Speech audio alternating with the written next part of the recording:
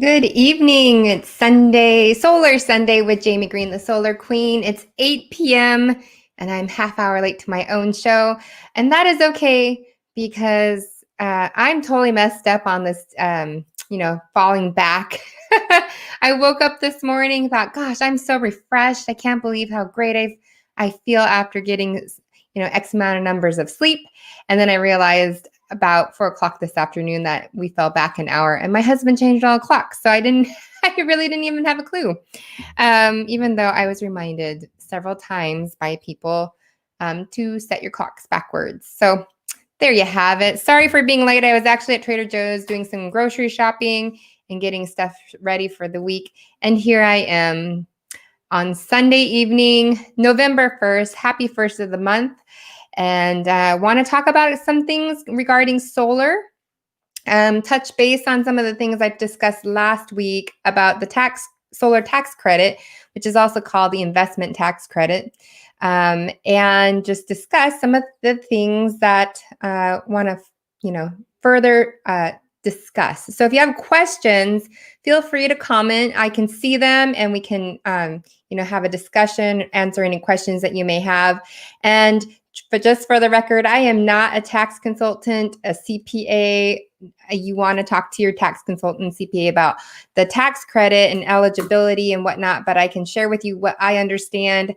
I've even pulled up a website that's going to kind of talk, you can reference and find out some more.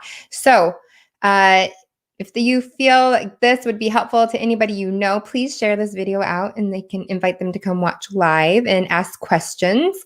So we are in November 1st. November 1st, meaning we have 2 months left of 2020. I cannot believe it. We just had Halloween yesterday with my kids, and it was probably the oddest Halloween we've ever experienced, which probably for many of you, it was the same. But we still made the most out of it. They got to see their cousins and do some trick-or-treating. But with that came setting our clocks back an hour, which means, where I live in Northern California, we're starting to see the sun setting around, 6 o'clock, which is earlier, which just means that our time of use and when we need to use more power to light our homes up and everything, it starts earlier. So when you go solar and you live in California and many other locations around the United States, you get switched over to time of use. And that plays into your net energy metering and how that happens and works for you. But today, I'm going to touch base on that in just a minute. But what I wanted to talk about is the solar tax credit that's reducing down to 22% beginning January 1st. And what does that mean? It just means that if you're starting to consider solar, because believe it or not, I'm still having conversations with brand new people who are interested in solar. And, I had three homeowners over the weekend decide to go solar, and we got them their minimum monthly payments fixed in with the 26% federal tax credit rates, just because all of the solar financing companies are stepping down to the 22%. So all that means is when you go solar and you finance it, you can do it with $0 out of pocket. But the first 18 months of those solar payments are considered they factor in the tax credit.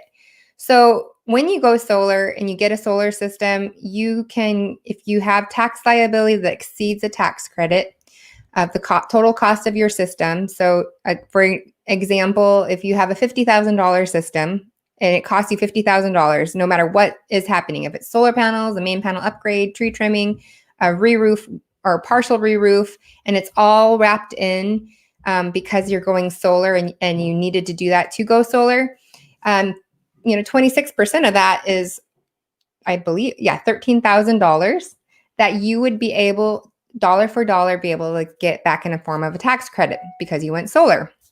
So that just means your net out-of-pocket costs would be, gosh, I have to do the math. So $50,000 in this example minus $13,000. Oh, it's late. I can't think very well. $37,000 net out of pocket. But how the solar financing companies factor in your monthly payment is for the first 18 months, they're going to give you the low monthly fixed monthly payment.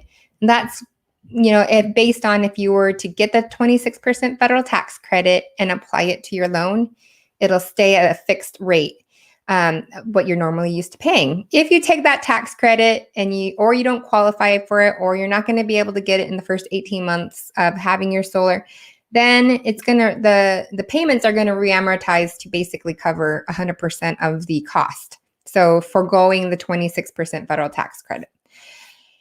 And some people do that. We did that. We got solar when it was 30%. We got a 30% federal tax credit, and we just decided to pocket the tax credit, not pay it back towards the solar loan, because it was our solar system was so small. Our tax credit was not massive. And we just decided figured we're going to be paying less in our solar payment every month, even after we got the tax credit. And if we didn't apply it, we'd still be coming out ahead, meaning we're paying less to our solar payment than we were paying to our utility company. Momo2120, hi, thanks for watching. He says, I like tax credits. Yeah, a lot of people like tax credits. And for people who get really large solar systems, these tax credits impact their out-of-pocket costs or their net cost. So the 26% federal tax credit, to get it when you go to file your taxes next year, or like this year's 2020 in the spring, to get the full 26%, they say you need to just commence your solar system installation, the project, and a vast majority needs to be completed. But there's a time frame where you're still going to get the 26% federal tax credit. You might just not be able to get it this tax season when you file, because technically the IRS has said you have to be operational to get the full tax credit in the same year.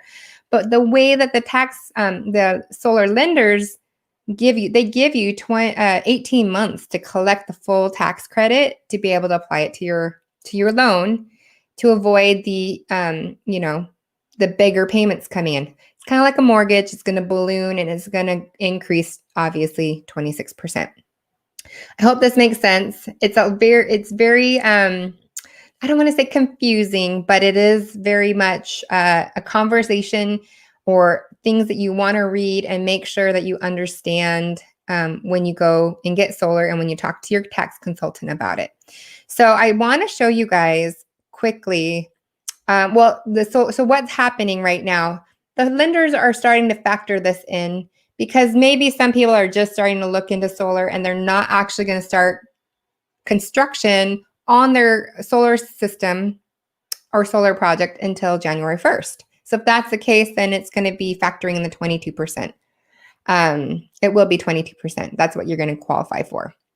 So if you're still thinking about solar and wanting it, you probably want to get moving pretty quickly. But let me just show you guys quickly. Let's see. I'm going to share my screen, and I'm going to share this right here so you guys can see. Here we go. Can you see that? So this here is just so you guys can see. This is the Solar Investment Tax Credit. This is a really good organization and website to go to. I'll put the link in the comments of the video after it's done. But it's just saying here that, it's 26% tax credit for your solar system on residential and commercial. And then, in 2021, it's going to go down to 22%. But this is what I want you guys to see. Eligibility for the ITC is based on commence construction standard. And the IRS issued guidance on that, which we can click on it and you can see. Because a lot of financiers and solar installation companies were really confused by who qualifies for this. So it was just kind of going into more of the what it all requires. So the credit rate is 26% for projects beginning construction by December 31st, 2020. And then after that is 22%. And here's the thing. I'm going to go back really quickly. Beginning in 2022. So you really have next year if you're considering solar, to be able to get this tax credit on your residential home, you want to get it next year. Otherwise, after that, it's reducing down to 0%. You won't get any tax credit. This applies for both commercial installations and residential for 26%, same with 22. And then the only tax credit that will be available that's ongoing is 10% for commercial and utility scale projects. So it's really important for you guys to see that and understand that, so that, you know, if you're thinking about solar, you should not miss out on this generous tax credit that the government has given us. Okay, so that is that on the tax credit. Now I want to talk about what happens if you get solar. You've had solar for a while.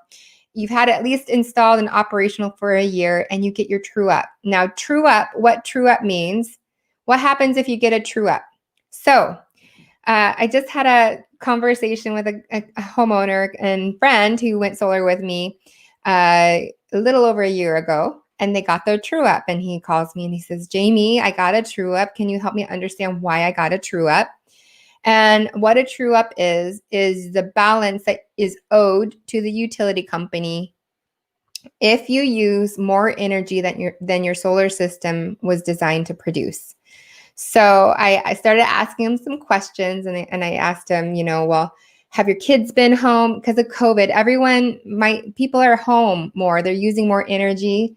So if they had their solar systems installed, it's going off of the previous 12 months of usage prior to getting their solar designed and installed.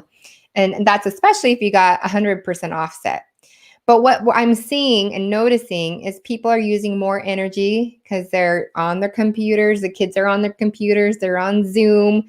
They're, air conditioning for if you live in hot weather and everyone was home, you're using your air conditioning more than probably when everyone was at school and at work. So people are home and they're using more energy, which means if they were solar powered and they didn't get a little bit of extra cushion, and even if they got an extra cushion, it's possible that their system wasn't producing as much because of all the ash that fell on their panels, and coupled with everyone's home, working from home, using more energy, they may see a true up. And that is just a time. So when you go solar and you become operational, you become interconnected with the grid, with the utility company, you have a year. They're gonna recheck everything. They're gonna check your how much energy they sent to you based on non-peak and peak peak hours of the day, and then they're gonna tell you how much, if your system overproduced, how much was exported to the grid. Did you say that the tax credits go away after this year? Weldon, thanks for watching. They don't go away. They are reducing from 26% down to 22%. And that's for the total cost of your solar system. So they're stepping down. The ITC, the investment tax credit, has been around, I believe, since 2006. And for the longest time, they passed an extension through Congress. And so it extended out that 30% federal tax credit out to 2019, which is amazing. So, and then from there, it was stepping down 26% to this year, and then 22% for the next year. And then after that, for commercial, it's all, it's zero. Sorry, for residential, it's zero. So it's really, kind of important if you're really serious about solar and you're not liking paying your PG&E bill or your utility bill wherever you live, and you want to have more energy independence and own your power supply and have an asset on your home and no longer having money taken from your pockets to pay for your energy bill because you have to, solar is a good option. So the tax credit does not go away next year. It just reduces to 22%. So thanks for asking that question, Weldon. So going back to what happens if you get a true up. So the utility company is going to basically settle up the account for the year. So they look at how much extra energy you exported out to the grid and credits that were built up, and then they're going to look and debit your account based on time of day that you used it. So non-peak is, the least expensive, and peak is the most expensive. Peak is from 4 to 9 p.m. So from 9 p.m. all the way to 4 p.m. the next day is non-peak, which is when a large majority of your energy is produced, is during those non-peak kilowatt or non-peak hours.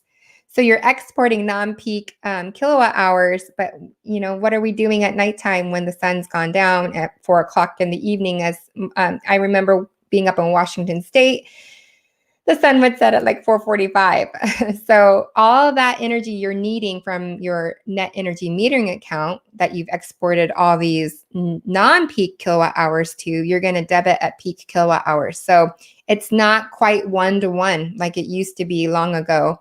It's more 1 to 0.85.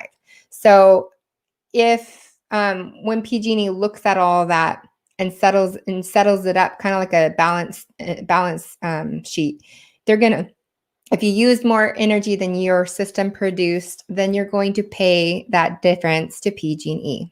So that's what happens. We did good on window replacements a few years ago. Yeah, they're going to help keep the energy, keep the heat out, and when it's hot, and it's going to keep the cool, the air conditioning in. This is also applies to good insulation in your home, roof, in your attic, and in your walls. So yeah, and that's still not bad. Yeah, so I mean, what's really happening, you get your solar payments. I've talked about the tax credits and how solar lending works if you want to finance it.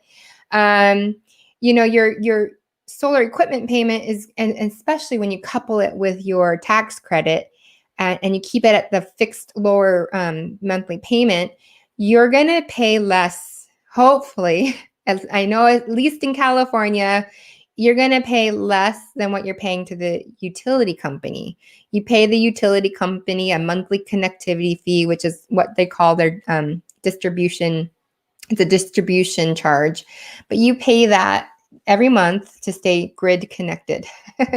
And then, so that's why your distribution, generation, and transmission charges go away, because you have your solar system on your home. So it's really important that when you get solar, you make sure that you use, you tell me if you're going to work with me, which you should work with me. Even if you're not in California, I will let you know if I can't help you in a certain state. But you should tell me what your plans are. Like, I spoke with a woman today that I met at Costco. She was actually talking to the Sunrun guy, and I was like, hey, come here. Like, I talked to her, and he's like, call me, I'll help you. So she actually called me yesterday. She called and left a message. And so we were talking about her home, how it's all set up. What are her future plans? And the plans are actually that she wants to get an electric vehicle, and she wants to get a hot tub, which seems to be a very common theme.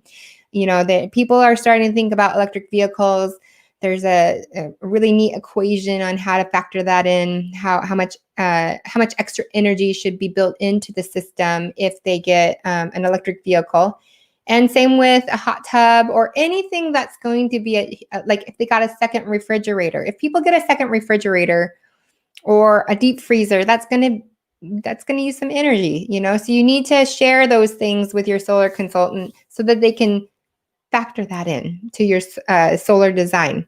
But PG&E has done a tricky thing. I talk a lot about PG&E, but this really applies to utilities in California and across the other states that have net energy metering.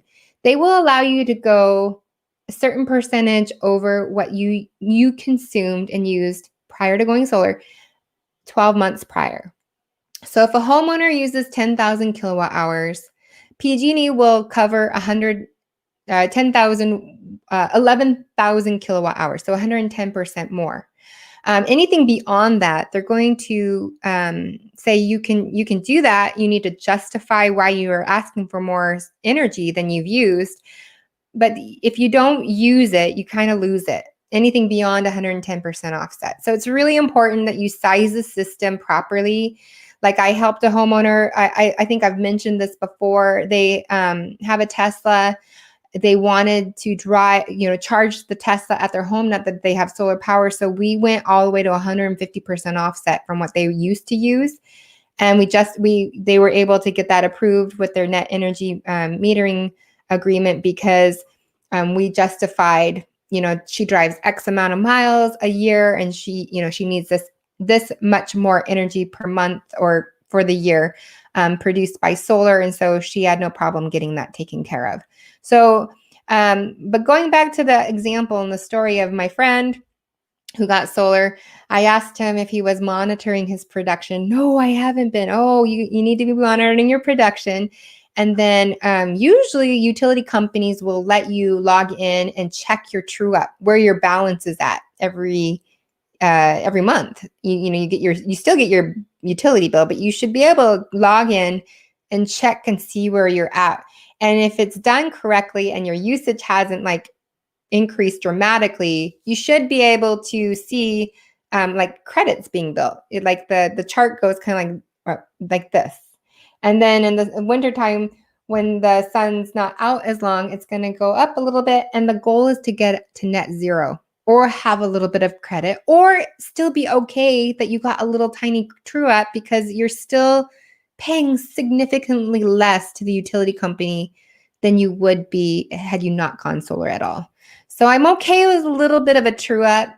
I have a homeowner right now that's her true up is significant, but they are using significantly more energy than their system was designed for.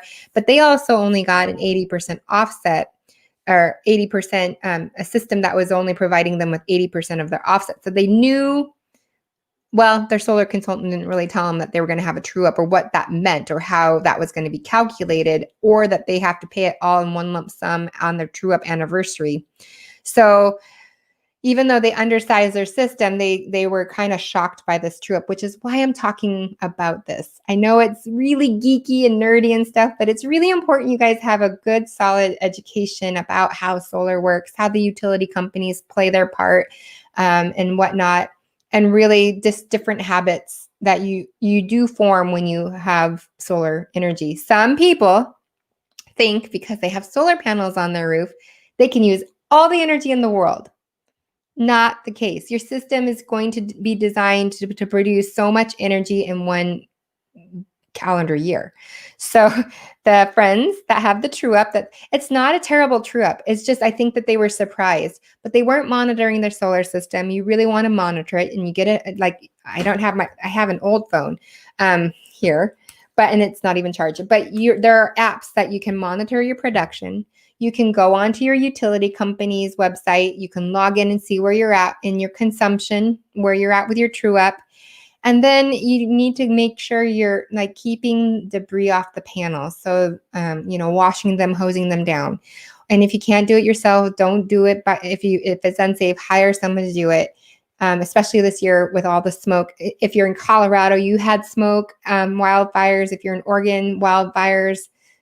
California wildfires, you want to clean your panels down so that you get the most maximum production out of those panels. So, and then he was also running his air conditioning extra long, and kids were home, and so everyone was home. So that kind of explains why he has a true up. And now he understands. He's like, and I go over this with homeowners at the time of going solar, but I think it's so much information.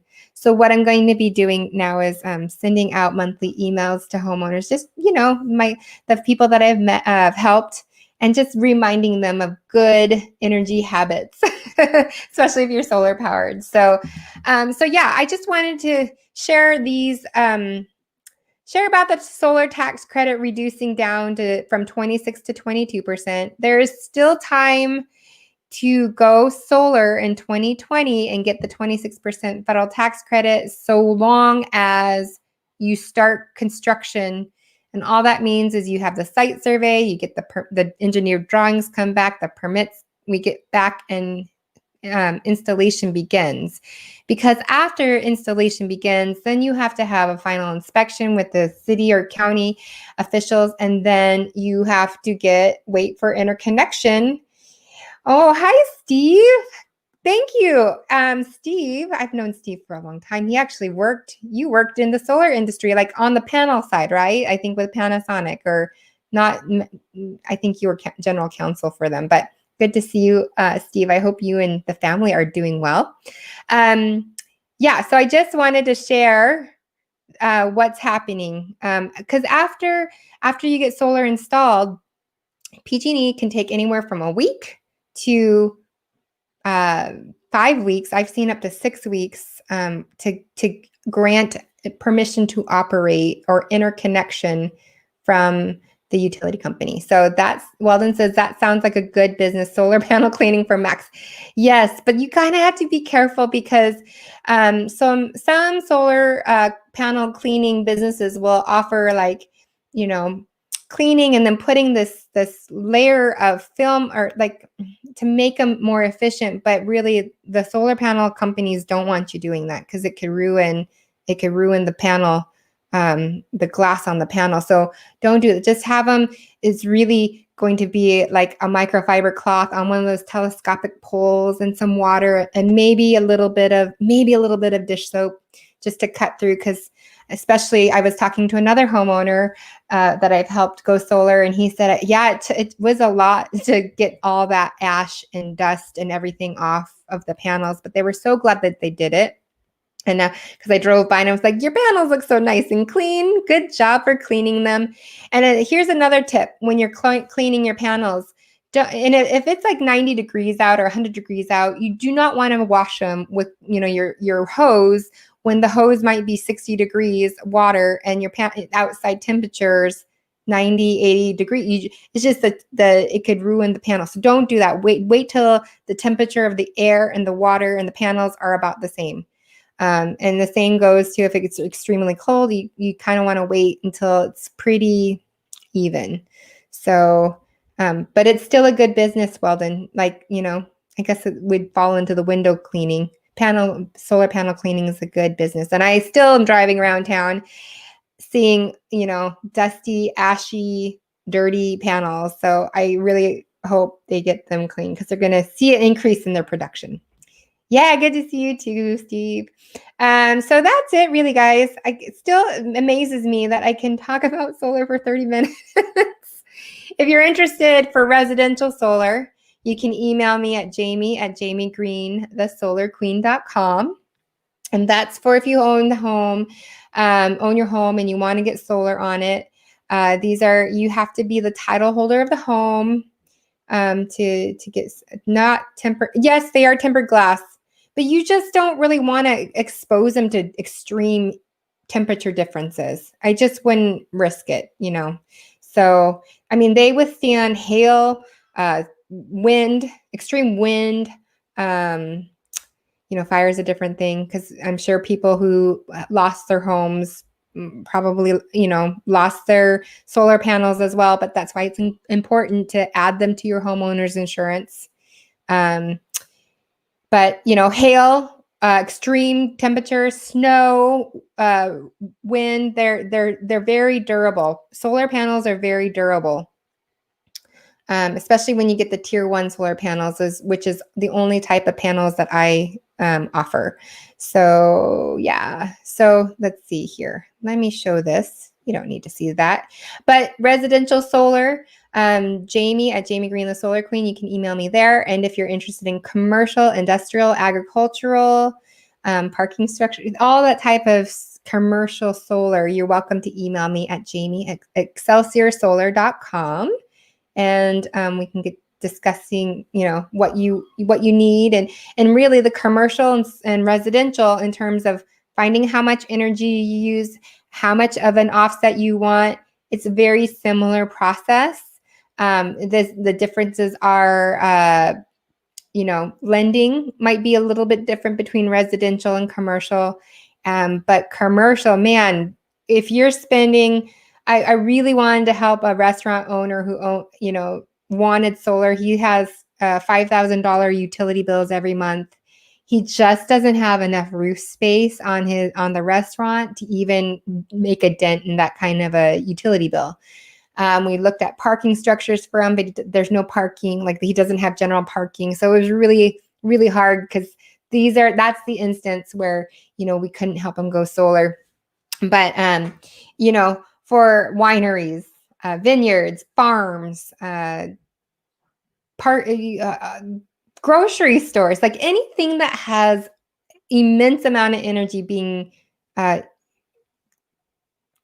used, solar, if they have the ability to go solar, they're going to save so much money, especially in the long run. So that's where you contact me if you need a talk about commercial solar for your business, your land, farm, winery, warehouse, and whatnot. So that is all, guys. Have a great Sunday. Happy November 1st. I will see you next Sunday, same time, same place.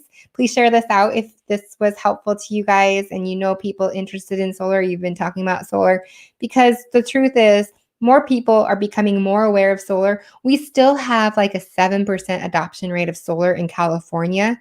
It's still very, very, very low. And across in the United States, it's more like 3% adoption of solar.